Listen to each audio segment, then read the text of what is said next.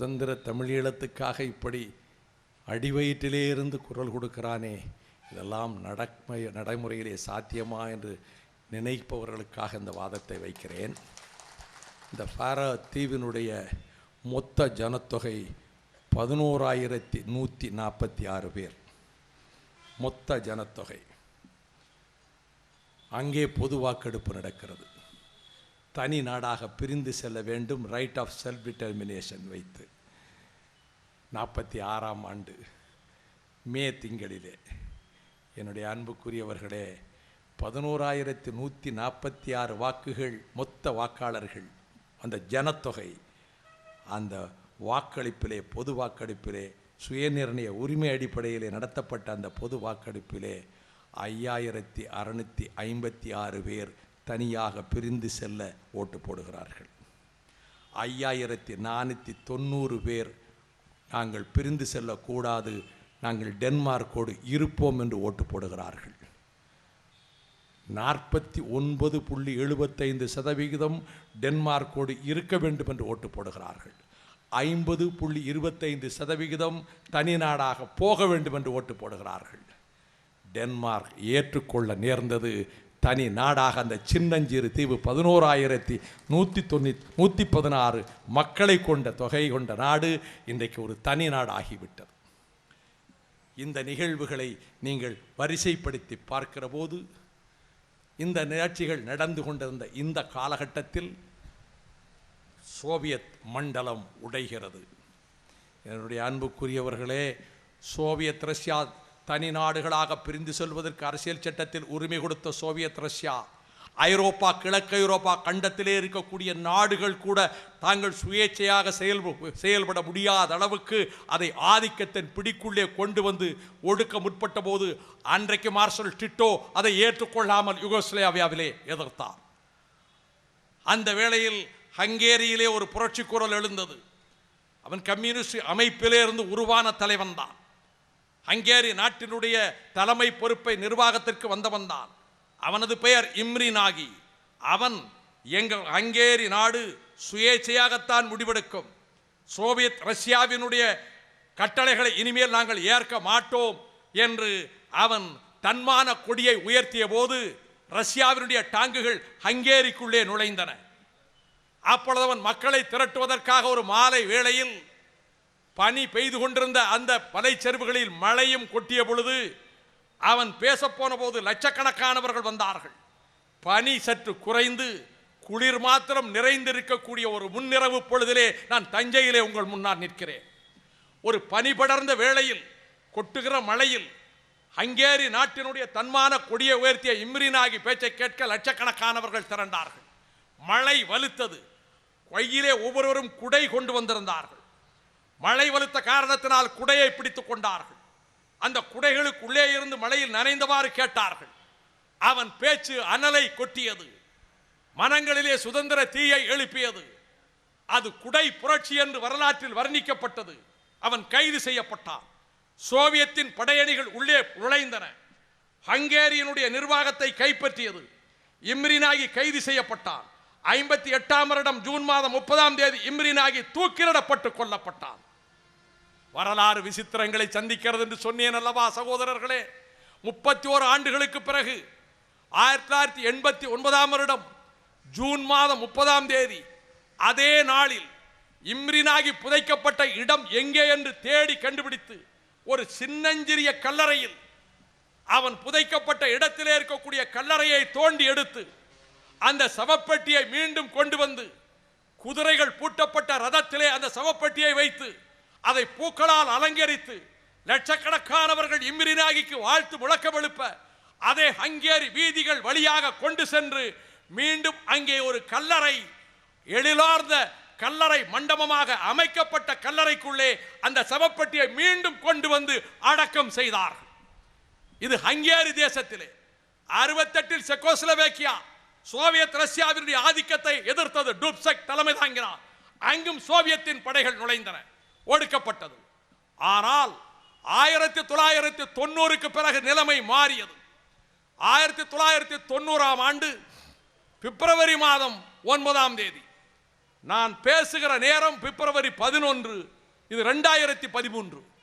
1990 பிப்ரவரி 9 நான் திருச்சி நகரத்தில் மலைக்கோட்டை நகரத்தின் இராணுவ மைதானத்தில் பிற்பகல் 1:45 மணிக்கு லட்சக்கணக்கானவர்கள் திரண்டிருந்த திராவிட முன்னேற்ற கழக மாநாட்டில் உலகை குலுக்கிய புரட்சிகள் என்ற தலைப்பில் உரையாற்றுகிற பொழுது இந்த ஹங்கேரியை சுட்டிக்காட்டிவிட்டு நான் அப்பொழுது சொன்னேன், சோவியத் ரஷ்யாவில் கிரெம்ளினுக்கு எதிரே குரல் கேட்கிறது, தேசிய இனங்களின் விடுதலை குரல் கேட்கிறது. விண்வெளியிலே ககாரினை நீந்த வைத்த சோவியத் ரஷ்யா, விண்வெளியிலே லைக்காவை அனுப்பி வைத்த சோவியத் ரஷ்யா, அமெரிக்க ஏகாதிபத்தியத்தினுடைய படையணிகளுக்கு ரோமாஞ்சனம் எழுப்புகின்ற அச்சத்தை தருகின்ற செம்படை வைத்திருக்கின்ற சோவியத் ரஷ்யா, ஹிட்லரின் நாஜி படைகள் ஸ்டாலின்கிராடை லெனின்கிராடை வளைத்த போது முறியடித்து விரட்டி அடித்த வலிமை வாய்ந்த சைன்யத்தை வைத்திருக்கின்ற சோவியத் ரஷ்யா, ஒரு உலகத்தின் போக்கை மாற்றி காட்டிய கார்ல் மார்க்ஸ் அந்த மூலதன கொள்கையின் அடிப்படையில் பாட்டாளி வர்க்க சர்வாதிகாரத்தை நிலைநாட்டிய சோவியத் ரஷ்யா. ஆனால் தேசிய இனங்களை ஒடுக்குகின்ற பொழுது அதன் விடுதலை குரலை ஒடுக்க முடியாமல் போய்விடும். காலம் மாறும், நிலைமை மாறும், வெகு சீக்கிரத்தில் காண்பீர்கள். சோவியத் 15 தேசங்களாக துண்டு துண்டாக தனித்தனி நாடுகளாக போகிற காட்சியை காண நேரிடும் என்று நான் ஆர்வக்காரன் அல்ல, நான் முற்றும் உணர்ந்தவன் அல்ல, நான் தொலைநோக்கிலே கண்டுபிடிக்கிறவன் அல்ல. நான் வரலாற்றை படிப்பவன், வரலாற்றை பார்ப்பவன், வரலாற்று பதிவு செய்த நிகழ்ச்சிகளை கண்டவன். இதுதான் நடக்க போகிறது. நடந்தது 91 டிசம்பரில் கோர்பச்சேவ் விலக நேர்ந்தது. தேசங்கள் புதிதாக மலர்ந்தன, 15 நாடுகள் ஆயின. 1991 ஜார்ஜியா தனிநாடாயிற்று. 99% பொது வாக்கெடுப்பு. It was decided by a referendum. சுயநிர்ணய உரிமையின் அடிப்படையிலே ரெஃபரண்டம். பாருங்கள், ஒவ்வொரு தேசமா, ஸ்லோவேனியா பொது வாக்கெடுப்பிலே தனிநாடு, குரோேஷியா 91 பொது வாக்கெடுப்பிலே தனிநாடு, மாசிடோனியா கிரேக்கத்தின் அலெக்சாண்டர் பிறந்த இடம் அல்லவா, அது 91 பொது வாக்கெடுப்பிலே தனிநாடு. இப்படி வரிசையாக வருகிற பொழுது 92 ஹெர்சகோவினா போஸ்னியா, அது பொது வாக்கெடுப்பிலே தனிநாடு. 93 6 லட்சம் மக்களையே கொண்ட எரித்திரியா பொது வாக்கெடுப்பிலே 98% மக்கள் நாங்கள் தனி தேசமாக போக வேண்டும் என்று ஓட்டு போட்டதன் மூலமாக 6 லட்சம் மக்களை கொண்ட எரித்திரியா தனிநாடு. 94 மால்டோவா ருமேனியாவின் பிடியிலிருந்து தனி தேசமாக போகிறோம் என்று சுயநிர்ணய உரிமையின் அடிப்படையில் பொது வாக்கெடுப்பிலே மால்டோவா தனிநாடு. 99 ஆகஸ்ட் 31 கிழக்கு தைமூர் இந்தோனேசியாவின் பிடியிலே இருந்து பொது வாக்கெடுப்பில் 78.5% மக்கள் ஆதரித்ததனால் அது தனிநாடு. 2006 மாண்டினீரோ பொது வாக்கெடுப்பு, தனி தேசமாக போவதா எல்லாம் பொது வாக்கெடுப்பு மயிரிழையிலே வெற்றி பெற்றது, நூலிழையிலே வெற்றி பெற்றது. 55% வாங்கினால் தான் வெற்றி பெறும் என்று வரையறுக்கப்பட்டதால் 55.4% வாக்குகளை பெற்று அது தனி நாடாக உதயமாயிற்று. மாண்டினீரோ தனி நாடாயிற்று. இதோ நேற்றைக்கு முன்தினம், இது 2013, நேற்றைக்கு முன்தினம் 2011 தெற்கு சூடான் பல லட்சம் உயிர்கள் பலியிடப்பட்ட பிறகு, ரத்தம் ஆறாக ஓடியதற்கு பிறகு, ஆயுத புரட்சி நடந்ததற்கு பிறகு இனி பொருளாதார ரீதியாக தெற்கு சூடான் தனி தேசமாக இருக்க முடியாது, வடக்கு சூடானை அண்டித்தான் பிழைக்க வேண்டும், இவர்கள் பூகோள ரீதியாக பொருளாதாரத்தில் தனி தேசமாக முடியாது என்ற வாதங்களை எல்லாம் உடைத்து நொறுக்கிவிட்டு தெற்கு சூடான் தனி நாடாகிவிட்டது. இப்பொழுது நான் மொத்த எண்ணிக்கைக்கு வருகிறேன் நண்பர்களே, வழக்கறிஞர்களே. 1936க்கும் 60க்கும் இடையில் கிட்டத்தட்ட 60 தேசங்கள் சுயநிர்ணய உரிமையின் அடிப்படையிலே புதிய புதிய தேசங்களாக உலகத்திலே புறப்படுத்திருக்கின்றன. 1950 ஜனவரி 1 1959 டிசம்பர் 31 வரையில் 10 ஆண்டு காலத்தில் ஐக்கிய நாடுகள் சபையில் இடம்பெற்ற மொத்த நாடுகளின் எண்ணிக்கை, பதிவு செய்த நாடுகளின் எண்ணிக்கை, சுயநிர்ணய உரிமையில் தனி நாடுகள் ஆகிவிட்டோம் என்று பதிவு செய்த நாடுகளின் எண்ணிக்கை 106. இதில் 99 நாடுகள் சுதந்திர நாடுகளாக அங்கீகரிக்கப்பட்டன மற்ற அனைத்து நாடுகளாலும். அதில் 6 நாடுகள் அங்கீகரிக்கப்படவில்லை. ஒரு நாடு முதலில் மறுக்கப்பட்டு பின்னர் ஏற்றுக்கொள்ளப்பட்டது. இது this is the scenario of 50s. 50லிருந்து 59 டிசம்பர் 31 வரை. அடுத்து 60கள். 60 ஜனவரி 1லிருந்து 1960 டிசம்பர் 31ஆம் தேதி வரையில் 163 நாடுகள் ஐநா சபையிலே பதிவு செய்தன சுதந்திர நாடுகளாக. அதில் 155 நாடுகள் சுதந்திர தேசங்களாக அங்கீகரிக்கப்பட்டன. ஆம், இது 60களிலே. பிறகு 1970 ஜனவரியிலிருந்து 79 டிசம்பர் 31 வரையில் 70களில் 184 நாடுகள் சுதந்திர நாடுகளாக சுயநிர்ணய உரிமை அடிப்படையிலே பதிவு செய்தன. அவற்றில் 169 நாடுகள் சுதந்திர தேசங்களாக ஐநா மன்றத்தாலும் உலக நாடுகளாலும் அங்கீகரிக்கப்பட்டு விட்டன. அடுத்து 80கள். 1980 ஜனவரி 1லிருந்து 89 டிசம்பர் 31 வரை. இப்பொழுது மீண்டும் 184 நாடுகள் தங்களை சுதந்திர நாடுகளாக பதிவு செய்ய அங்கே கோரிக்கை விடுத்த நிலையில் இடம் கிடைக்க அவர்கள் முயற்சித்துக் கொண்டிருந்த நேரத்தில் மொத்த நாடுகள் அங்கீகரிக்கப்பட்ட நாடுகளின் எண்ணிக்கை 171. இந்த கட்டத்தில் தான் ஐநா சபையை முதலாக நான் பார்த்தேன். 84 நான்வெட்டிலே நியூ ஜெர்சியிலே ஈழத்தமிழர் மாநாட்டிலே கலந்து கொள்ள சென்ற நான் நியூயார்க் நகரத்திலே இருக்கக்கூடிய ஐநா சபை கட்டடத்தை முன்னின்று நான் முன்னும் பின்னுமாக அங்கும் இங்குமாக நான் நடந்து கொண்டிருந்தேன். 171 அங்கீகரிக்கப்பட்ட நாடுகள், 171 நாடுகளின் கொடிகள் பறக்கின்றன. தரணியில் தமிழன் இல்லாத தேசம் இல்லை. அன்றைக்கு 8 கோடி பேர். ஆனால் தமிழர்களுக்கு ஒரு தேசம் இல்லை. தமிழனுக்கு ஒரு தேசத்தின் கொடி என்றைக்கு இந்த ஐநா கட்டடத்துக்கு முன்னால் பறக்கும் என்று ஏங்கி தவிக்கிறேன் என்று நான் நியூயார்க்கிலிருந்து டெட்ராய் நகரத்துக்கு போய்விட்டு ஏறத்தாழ 690 நண்பர்கள், அன்றைக்கு நான் திராவிட முன்னேற்ற கழகத்தில் இருந்தேன், 690 நண்பர்களுக்கு அங்கிருந்து நான் எழுதிய கடிதங்களை இன்னமும் பலர் பாதுகாப்பாக வைத்திருக்கிறார்கள். இயக்க பெருமிச்சோடு, கவலை நிறைந்த கனத்த இதயத்தோடு, இயக்க விழிகளோடு இந்த ஐநாவின் கட்டடத்துக்கு முன்னாலே நடக்கிற போது இத்தனை தேசங்களின் கொடிகளையும் பார்க்கிறேன். தரணியில் தமிழனுக்கொன்று தேசமில்லையே. உலகத்துக்கு நாகரிகத்தை, பண்பாட்டை, அறத்தை, நெறியை, மானத்தை கற்றுக் கொடுத்த, உலக நாடுகளெல்லாம் வணிகம் செய்த, வீரத்தால் சிறந்த, இன்றைக்கு உலகத்தின் ஒரு பகுதியில் நாதியற்று செத்து கொண்டிருக்கிற இந்த மக்களுக்கு ஒரு தேசம் இல்லையே என்று நான் கவலைப்பட்டேன். ஆக இது 80களிலே, 80 ஜனவரியிலிருந்து 89 டிசம்பர் 31 வரை. அடுத்து 90 ஜனவரி 1லிருந்து 99 டிசம்பர் 31 வரை 204 நாடுகள் இதோ சுதந்திர நாடுகளாக அவைகள் பதிவு செய்ய வந்துவிட்டன. இப்பொழுது எண்ணிக்கை 175 தாண்டி விட்டது. ஐநா அங்கீகரித்த நாடுகளின் எண்ணிக்கை 175 தாண்டி விட்டது. 2000 மலர்ந்து விட்டது. புத்தாயிரம் பிறந்து விட்டது. 2000 ஜனவரி 1லிருந்து 2000 டிசம்பர் 2009 டிசம்பர் 31 வரையிலே இந்த 213 நாடுகளில் ஏறத்தாழ இந்த கட்டத்தில் 193 நாடுகள் சுதந்திர நாடுகளாக, இறையாண்மை உள்ள நாடுகளாக அங்கீகாரம் பெற்றுவிட்டன. What is the position as on date?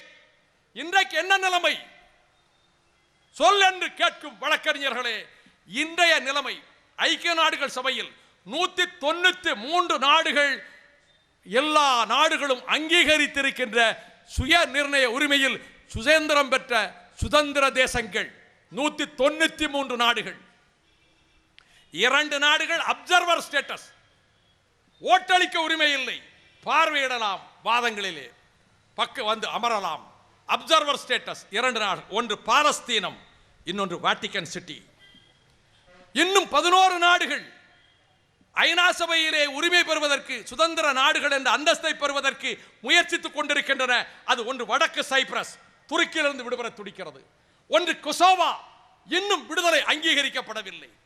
இப்படி இன்னொன்று சோமாலியா லேண்ட், இன்னொன்று தைவான். இந்த வழியில் தான் தெற்கு ஒசேட்டியா, சவுத் ஒசேட்டியா, இந்த சொல்வதற்கு காரணம் உண்டு தோழர்களே, நம்பிக்கை இழக்கக்கூடாதுனா.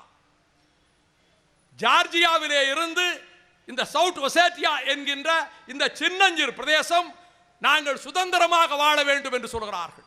மொத்த ஜனத்தொகை 55,000 பேர், மொத்த மக்கள் தொகை 55,000 பேர். 2011 சென்சஸ் படி நான் சொல்கிறேன். 55,000 தான் இவர்கள். அன்றைக்கே 90ஆம் ஆண்டிலேயே இவர்கள் ஒரு பொது வாக்கெடுப்பு நடத்துகிறார்கள். நாங்கள் ஜார்ஜியாவோடு இருக்க மாட்டோம். ஜார்ஜியா ரஷ்யாவை விட்டு வெளியேறியது 98% வாக்கெடுப்பில். ஜார்ஜியாவுக்குள் இருக்க மாட்டோம், நாங்கள் தனி நாடாக செல்வோம். எங்களுக்கு தேசிய இனம், எங்களுக்கு தனி இன வரலாறு இருக்கிறது. நாங்கள் இவனுடைய ஆதிக்கத்துக்குள் இருக்க விரும்பவில்லை. நாங்கள் சுதந்திரமாக செல்ல விரும்புகிறோம். இடைப்பட்ட காலத்திலே அயர்லாந்து மலர்ந்ததும் நான் காலமில்லை. அயர்லாந்து மலர்ந்ததும், அயர்லாந்து விடுதலை புரட்சி எழுந்ததும், டிவேலரா போரிட்டதும், நாடாளுமன்றத்துக்குள் சென்றதும், ஏன் 2வது முறை விசுவாச பிரமாணம் எடுத்ததும், பிரமாணம் எடுத்துக்கொண்டு செல்வாவை போல் அவர்கள் வெளியேறி வந்து தனி அயர்லாந்து பிரகடனம் செய்ததும், நாடு மலர்ந்ததும், அது ஒரு பக்கத்திலே. இங்கே இந்த சவுத் ஒசேட்டியா என்கிற இந்த பகுதியில் 55,000 பேரை கொண்டவர்கள் ஆயுத புரட்சி நடத்தினார்கள். இதில் கவனிக்க வேண்டும், இந்த கட்டத்தில் ரஷ்யா சவுத் ஒசேட்டியாவுக்கு உதவியாக நிற்கிறது. ஜார்ஜியாவுக்கும் இவர்களுக்கும் மோதல், ஆயுத போராட்டம் நடக்கிறது, ஆயுதமேந்தி போராடுகிறார்கள், போர் நிறுத்தம் வருகிறது. 92 அவர்கள் வாக்கெடுப்பு நடத்துகிறார்கள். அதை உலக நாடுகள் ஏற்கவில்லை. இப்பொழுது 2008ஆம் ஆண்டில் நவம்பர் 12 அதே தெற்கு ஒசேட்டியாவிலே ஒரு பொது வாக்கெடுப்பு நடத்தப்பட்டு பார்வையாளர்கள் 34 சர்வதேச பிரதிநிதிகள் 34 ஜெர்மனி, ஆஸ்திரியா, போலந்து, ஸ்வீடன் தேசத்தைச் சேர்ந்த 34 சர்வதேச பார்வையாளர்கள் பங்கேற்று பொது வாக்கெடுப்பு நடைபெற்று ஓட்டு போட்டு, பொது வாக்கெடுப்பு ஓட்டு உண்டு அல்லது இல்லை, சுதந்திரமாக இருக்க விரும்புகிறோம், ஜார்ஜியாவோடு இருக்க விரும்புகிறோம் அல்லது தனி நாடாக போக விரும்புகிறோம், எஸ் ஆர் நோ. இந்த பொது வாக்கெடுப்பு நடத்தப்பட்டு 95% பேர் ஓட்டு போட்டு அதில் 99% பேர் தனி நாடாக போக வேண்டும் என்று சொல்லி இந்த பொது வாக்கெடுப்பை முதலில் ஏற்றுக்கொள்ளாத ரஷ்யா சில காரணங்களினால் 1 வருடம் 2 வருடம் கழித்து ஏற்றுக்கொண்டு, வெனிசுலா ஏற்றுக்கொண்டது, நிக்கரகுவா ஏற்றுக்கொண்டது, நேட்டோ நாடுகளும் ஐரோப்பிய ஒன்றியமும் எதிர்க்கிறது. பிரச்சனை அந்த அளவிலே இருக்கிறது. 55,000 மக்கள் வசிக்கின்ற தெற்கு ஒசேட்டியா ஐநாவிலே 11 நாடுகள் காத்துக் கொண்டிருக்கிறதே, அந்த பட்டியலிலே இருக்கிறது. எரித்திரியாவை பற்றி சொன்னேன், 6 லட்சம் மக்களை கொண்ட நாடு.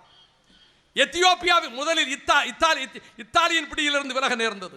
எத்தியோப்பியாவின் பிடிவிலே மன்னர் ஹெய்சி சலாசி அவர் ஆதிக்கத்தோடு சுயாட்சி அதிகாரம் தருகிறோம் என்று சொல்லிவிட்டு ஏமாற்றினார்கள். ஆயுத போராட்டம் நடந்தது எரித்திரியாவிலே. பிரபாகரன் ஆயுதம் ஏந்தியதை விமர்சிக்கிறார்களே சில பேர். நான் சொல்லுகிறேன், எரித்திரியாவிலே ஆயுத போராட்டம் நடந்தது. சோவியத் ரஷ்யா எத்தியோப்பியாவுக்கு ஆயுதம் கொடுத்தது எரித்திரியாவை நசுக்குவதற்கு. 1,20,000 ராணுவ படையினர் எரித்திரிய விடுதலை படையை நசுக்க முயன்றார்கள். விடுதலை படைக்கு தோல்விகள் ஏற்பட்டது. எரித்திரிய விடுதலை இயக்கத்தின் படை பின்வாங்கியது. ஆனால் 84 86 பின்வாங்கியவர்கள் உள்புகுந்து தாக்கி அசோரியா என்கக்கூடிய அந்த இடத்தினுடைய விமான தளத்தை தாக்கி 40 விமானங்களை தவிடுபடியாக்கினார்கள். கொழும்பிலே பிரபாகரனுடைய வான்படை எப்படி வான்படை பின்னர் தாக்கியதோ, முன்பு உள்ளே போய் விமானங்களை அவர்கள் படுசூரணமாக்கினார்களோ அதை போல. பின்னர் என்ன ஆயிற்று? எரித்திரியாவிலே 93 ஏப்ரலிலே பொது வாக்கெடுப்பு, ரெஃபரண்டம், தனி நாடாக அங்கீகரித்து விட்டது, உலகம் அங்கீகரித்து விட்டது, ஐநா அங்கீகரித்து விட்டது. என்னுடைய அன்புக்குரியவர்களே, நாளைய உலகத்தில் எதிர்காலத்தை தீர்மானிக்க போகின்ற இளைஞர் கூட்டத்திற்கு, மாணவர் சமுதாயத்துக்கு இந்த பின்னணியை வைக்கிறேன். இத்தனை நாடுகள் பிரிந்திருக்கிறதே, நான் கேட்கிறேன், ஸ்லோவேனியாவிலே பாலியல் கொடுமை நடந்ததா? குரோசியாவிலே இனப்படுகொலை நடந்ததா? மால்டோவாவிலே இனப்படுகொலை நடந்ததா? இத்தனை நாடுகள் பிரிந்து சென்றனவே, நார்வே, ஐஸ்லாந்து, பரோ தீவுகள், எதுவும் நடக்கவில்லையே. அவர்கள் நாங்கள் எங்கள் மண்ணில் நாங்கள் சுதந்திரமாக வாழ விரும்புகிற தனி இனம் என்று சுதந்திர தேசங்களாக அவர்கள் பிரிந்து போய்விட்டார்களே. புதிய புதிய தேசங்கள் உலகத்திலே மலர்ந்து விட்டனவே.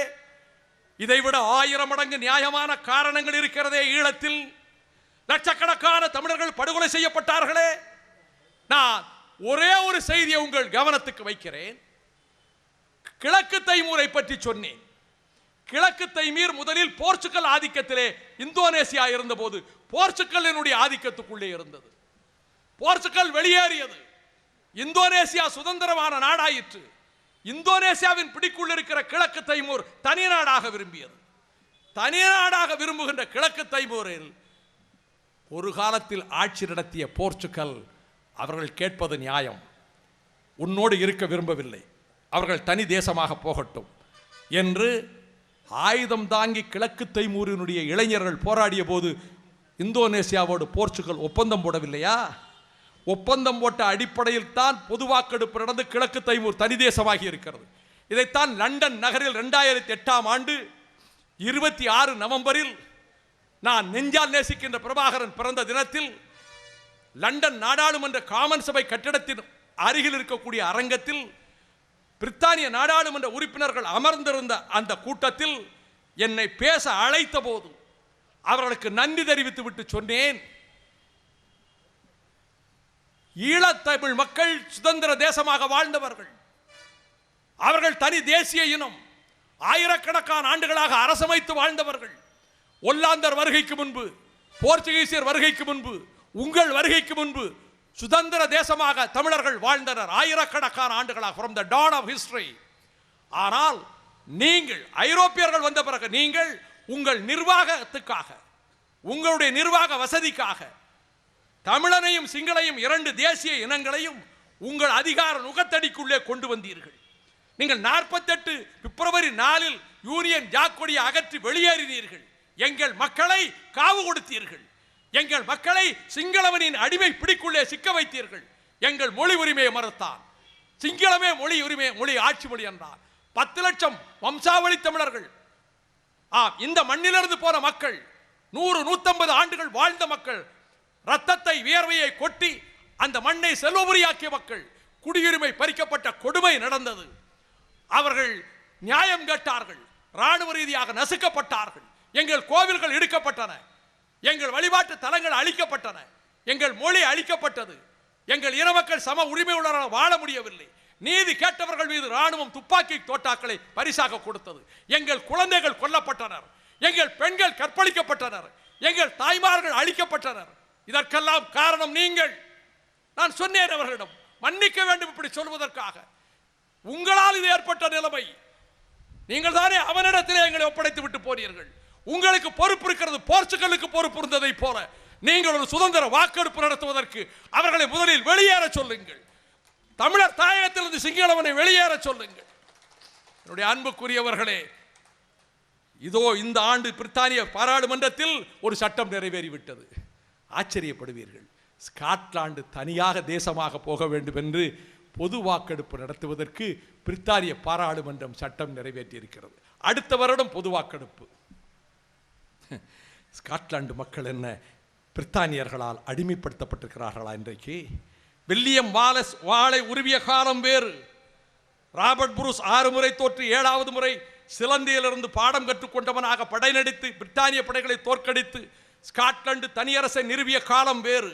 இன்றைக்கு ஸ்காட்லாந்து மக்கள் ஒரு பாராளுமன்றம் அமைத்துக் கொண்டு பிரித்தானிய மக்களோடு சம உரிமை உள்ள மக்களாக, with all dignity and honour, with equal respect, with equal responsibility வாழ்கிறார்களே. அவர்களுக்கு எதுக்கு தனிநாடு? தமிழனுக்கு ஏன் தனிநாடு என்று கேட்கிற நண்பர்களுக்கு சொல்லுகிறேன், ஸ்காட்லாந்துக்காரனுக்கு ஏன் தனிநாடு? அவனுக்கு எந்த துன்பமும் இல்லை. இந்த விம்பிள்டன் சாம்பியனாக இம்முறை ஜெயித்த ஆண்டி முறையை கூட ஸ்காட்டிஷ், அவன் ஸ்காட்லாந்தை சேர்ந்தவன். நான் லண்டனிலிருந்து பாரிஸுக்கு விமானத்தில் 84 போய் கொண்டிருந்தேன். என் பக்கத்து இருக்கையில் இருந்தவரிடம் பேச்சு கொடுத்தேன். அப்பொழுது அவர், எங்கே இருந்து போகிறேன்? Are you the British? நீங்கள் பிரிட்டிஷ்காரர் தானே? எவ்வளவு கோபம் நினைக்கிறீர்கள்? நான் சொன்ன வார்த்தை முடிவதற்குள் என் கன்னத்தில் அடித்தாற் போல், ஐ ஆம் நாட் பிரிட்டிஷ், ஐ ஆம் ஸ்காட்டிஷ். நான் ஸ்காட்லாண்டை சேர்ந்தவன், நான் ஒன்றும் பிரிட்டிஷ் அல்ல. நான் அதிர்ந்து போய்விட்டேன். அவனுக்கு பொது வாக்கெடுப்பு நடத்த போகிறது. சுதந்திரமான ஸ்காட்லாந்து வேண்டுமா வேண்டாமா, பிரிட்டனோடு இருப்பதா இல்லையா, பொது வாக்கெடுப்பு நடத்த போகிறது.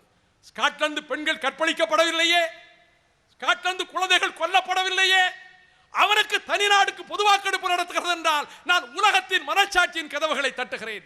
எங்கள் இனம் அழிக்கப்படுகிற போது, எங்கள் இனம் கருவறுக்கப்படுகிற போது, எங்கள் குழந்தைகள் கொல்லப்பட்டதற்கு பிறகு, லட்சக்கணக்கானவர்கள் பட்டினி போட்டு கொல்லப்பட்டதற்கு பிறகு, மருத்துவமனைகளிலே இருந்தவர்கள் கொல்லப்பட்ட பிறகு, மருந்தின்றி செத்த பிறகு, 7 அணு ஆயுத வல்லரசுகளின் ஆயுத பலத்தை கொண்டு எவராலும் ஜெயிக்க முடியாத விடுதலை புலிகளின் படையை போரிலே பின்னடை செய்வதற்கு ஒரு வல்லரசாகிய இந்தியா ஆயுதம் கொடுத்து உதவிய பிறகு, இன்றைக்கு அழுகையின் குரல் கேட்கிற பொழுது, தமிழர் தாயகத்தில் சிங்களவன் குடியேற்றம் நடக்கிற பொழுது, எங்கள் கோயில்களிலே அவன் சிங்கள பௌத்த விகாரங்களை கட்டுகிற பொழுது, எங்கள் பெயர்களை அழிக்கிற பொழுது, எங்கள் கல்லறைகளை இழித்துவிட்டு சிங்கள மொழியை எழுதுகிற போது, என் அன்பர்களே, உங்கள் பாட்டனுக்கு பாட்டனுக்கு பாட்டனுக்கு பாட்டன் வேலும் வாழும் தாங்கி மரக்கிழங்கில் சென்று ஜனநாத மங்கலத்தை அமைத்து பராந்தகன் காலத்திலே இருந்து அந்த ஈழத்துக்கு சென்று தமிழனின் வீரத்தை நிலைநாட்டிய பெருமக்களின் வழிவந்த வம்சாவளிகளே, உங்களை கேட்கிறேன்.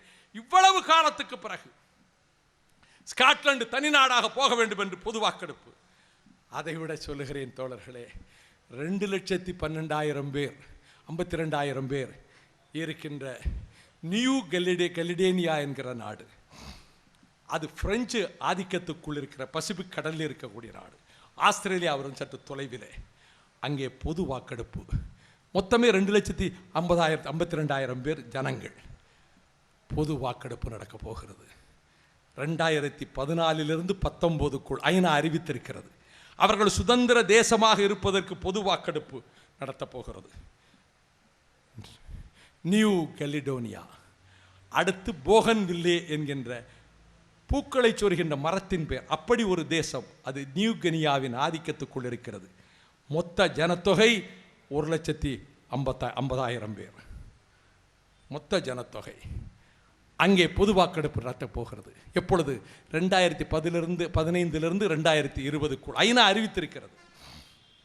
அப்படியானால் 1975 தந்தை செல்வா அவர்கள், எங்களுக்கு நீ உரிமை மறுக்கப்படுகிறது, எங்கள் மக்கள் இனி உங்களோடு சேர்ந்திருக்க முடியாது, எங்களை நசுக்குகின்றீர்கள், நாங்கள் ரோமானிய அடிமைகள் அல்ல, நாங்கள் சுதந்திரமாக வாழ விரும்புகிறோம், எனவே என் நாடாளுமன்ற உறுப்பினர் பதவியை ராஜினாமா செய்கிறேன், இதை சவாலாக சிங்களவர்களுக்கு வைக்கிறேன், நான் அதே காங்கேசன் தொகுதியிலே நான் ராஜினாமா செய்த தொகுதியிலே திரும்ப போட்டியிடுகிறேன், சுதந்திர தமிழீழ தேசம் என்பதை என்னுடைய மூல முழக்கமாக வைத்து போட்டியிடுகிறேன், மக்கள் அதை ஏற்றுக்கொண்டால் சுதந்திர தமிழீழத்தை ஏற்றுக்கொண்டதாக அர்த்தம், இல்லை என் கருத்து தவறு என்றால் மக்கள் என்னை தோற்கடிக்கட்டும். It is a challenge. He did throw the gauntlet. 2 வருஷம் சிங்களத்துக்காரன் தேர்தல் நடத்தவில்லை. பின்னர் காங்கேசந்துறை இடைத்தேர்தல் நடந்தது. 78% மக்கள் தந்தை செல்வாவின் பக்கம் நின்றார்கள். அவர் சொன்னார், சுதந்திர தமிழீழ கோரிக்கையை மக்கள் ஏற்றுக்கொண்டு விட்டார்கள். நாடாளுமன்றத்துக்கு சென்றார். 14 நாடாளுமன்ற உறுப்பினர்களோடு சுதந்திர தமிழீழ தேசத்துக்கான பிரகடனம் செய்துவிட்டு அவர் சபையை விட்டு வெளியே வந்தார். 76 அனைத்து தமிழமைப்புகளையும் பன்னாக மட்டக்கோட்டையில் கூட்டினார். மே 14 1976 அதுதான் மிக பிரசித்தி பெற்ற வட்டக்கோட்டை பிரகடனம். That is the Magna Carta of Tamil Eelam. அந்த தீர்மானத்தை, இங்கே வழக்கறிஞர்கள் இருக்கிறார்கள், ஒரு தீர்மானம் டிராஃப்ட் செய்கிற பொழுது நீங்கள் நீதிமன்றத்திலே உங்கள் வழக்கை தாக்கல் செய்வதற்கு நீங்கள் இரவு பகலாக நள்ளிரவுக்கு மேலும் கண் விழித்து எப்படிப்பட்ட வாசகங்களை பெய்தால் உங்களுடைய முறையீடு சரியாக இருக்கும் என்று மனுவை தாக்கல் செய்கிறீர்கள். நீங்கள் தயவு செய்து உங்களுடைய இன்டர்நெட்டிலே, உங்கள் இணையதளத்திலே இன்றோ நாளையோ எப்பொழுது உங்களுக்கு சௌகரியப்படுகிறதோ அப்பொழுது ஒரு 10 நிமிடம் செலவழித்து 1976 மே 14 வட்டுக்கோட்டை டெக்ளரேஷன் போடுங்கள். ஆங்கிலத்திலே அது அந்த தீர்மானம் தொடங்கிய முதல் சொல்லிலிருந்து கடைசி சொல் வரை ஒரு ஃபுல் ஸ்டாப் கிடையாது, ஒரு முற்றுப்புள்ளி கிடையாது. தமிழர்கள் எவ்வளவு கூர்த்த மதிவடைத்தவர்கள், அறிவு ஆற்றல் நிறைந்தவர்கள். அந்த அற்புதமான தீர்மானம், the wonderful declaration, excellent resolution. இந்த தீர்மானத்தில் சுதந்திர தமிழீழம் தான் எங்கள் கோரிக்கை. சுதந்திரமான இறையாண்மையுள்ள மதச்சார்பற்ற சோசியலிச தமிழீழ குடியரசு, அதுவே எங்கள் இலக்கு என்று அவர் பிரகடனம் செய்தார். இது 75. நான் கேட்கிறேன், 77 பொது தேர்தல் 19 இடங்களில் தந்தை செல்வா வழிகாட்டிய பாதையில் அவர் சொன்னார், இனி இளைஞர்கள் முன்னெடுத்து செல்லட்டும் என்றார். அந்த தேர்தலில் சுதந்திர தமிழீழத்தை முன்வைத்து தமிழர் விடுதலை கூட்டணி தேர்தலை சந்தித்தது. 19 இடங்களில் 18 இடங்களில் ஜெயித்தது. 90 விழுக்காடு மக்கள் சுதந்திர தமிழீழத்தை ஆதரித்தார்கள். That was the referendum. பொது வாக்கெடுப்பு கேட்கிறார் அல்லவா? நாங்கள் 92 அவன் பொது வாக்கெடுப்பை நடத்தினான் அல்லவா? இந்த ஜார்ஜியாவிலிருந்து பிரிந்து செல்வதற்கு சவுத் ஒசேட்டியா பரிசீலிக்கிறது அல்லவா? பொது வாக்கெடுப்பை தேர்தல்கள் மூலம் நாங்கள் நடத்திவிட்டோம் என்று MC சாக்லா ஐநா சபையில் சொன்னார் அல்லவா? காஷ்மீர் பிரச்சனையில் தேர்தலே பொது வாக்கெடுப்பு என்றார் அல்லவா? இந்த தேர்தல் ஒரு பொது வாக்கெடுப்பு தான். 77 பொது தேர்தல் ஈழத்தமிழர்கள் 90 விழுக்காடு 95 விழுக்காடு நாங்கள் சுதந்திர தமிழீழ தேசமாக வாழ விரும்புகிறோம் என்று பதிவு செய்த ஒரு பொது வாக்கெடுப்பு. அடுத்து 83 உள்ளாட்சி தேர்தல் விடுதலை புலிகள் கோரிக்கை விட்டனர், இந்த தேர்தலில் தமிழர்கள் பங்கெடுக்க வேண்டாம் என்று. 99% மக்கள் ஓட்டு போடவில்லை. That is also a referendum. அதுவும் பொது வாக்கெடுப்பு தான். மீண்டும் 84 நாடாளுமன்ற தேர்தல். தமிழீழ விடுதலை புலிகளின் தலைமையை ஏற்றுக்கொண்டோம் என்று அறிவித்த கட்சிகள் தமிழ் தேசிய கூட்டமைப்பு 23 தொகுதிகளில் போட்டியிட்டு 22 தொகுதிகளில் வெற்றி பெற்றது. 95% 98% மக்கள் சுதந்திர தமிழீழத்தை ஆதரித்து ஓட்டு போட்டார்கள். That is also a referendum. அதுவும் பொது வாக்கெடுப்பு தான். 2005 குடியரசுத் தலைவர் தேர்தல். மீண்டும் விடுதலை புலிகள் இந்த தேர்தலை பகிஷ்கரியுங்கள், இந்த தேர்தலில் தமிழர்கள் ஓட்டு போட வேண்டாம் என்றார்கள். 99.1% ஓட்டு போடவில்லை. ராணுவ அடக்குமுறையின் மூலம் 1.21% யாழ்ப்பாணத்திலே ஓட்டை பதிவு செய்ய வைத்தார்கள். எனவே சுயநிர்ணய உரிமை என்பது அவர்கள் ரத்தம் சிந்தினார்கள், ஆயுதம் தாங்கினார்கள் மானத்தோடு வாழ்வதற்காக. எனவே சுதந்திர தமிழீழத்துக்கு ஒரு பொது வாக்கெடுப்பு நடக்கட்டும். அதற்கு முன்பாக உலகத்தில் இத்தனை நாடுகளும் இத்தனை பொது வாக்கெடுப்புகளை நடத்தி இருக்கிறதே. ஐநாவின் கதவுகளை தட்டுகிறோம், மனித உரிமை கவுன்சிலின் கதவுகளை தட்டுகிறோம். இதோடு நின்று விடாது. யாராவது ஈழத்தின் போர் முடிந்து விட்டதென்றோ, சுதந்திர தமிழீழ கோரிக்கை அது தணிந்து விட்டதென்றோ நினைத்தால் அவர்கள் வரலாற்றை சரியாக புரிந்து கொள்ளவில்லை என்ற அர்த்தம். கொட்டப்பட்ட குருதி தரப்பு